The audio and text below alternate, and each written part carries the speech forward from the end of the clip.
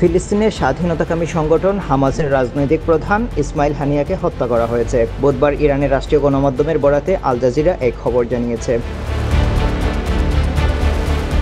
ইরানের Islamic revolutionary guard corps বা আইআরজিসির এক বিবৃতি উদ্ধৃত করে বার্তা সংস্থা রয়টার্সের প্রতিবেদনে বলা হয়েছে, তারা যে ভবনে অবস্থান করছিলেন তাতে হামলা চালানো হলে ইসমাইল হানিয়া এবং তার একজন দেহরক্ষী নিহত হন।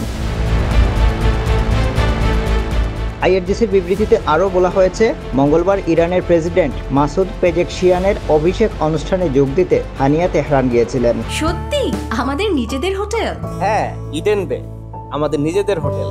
Any time check in, any time check out. Eden Bay, a concern of Bhaiya Hotels.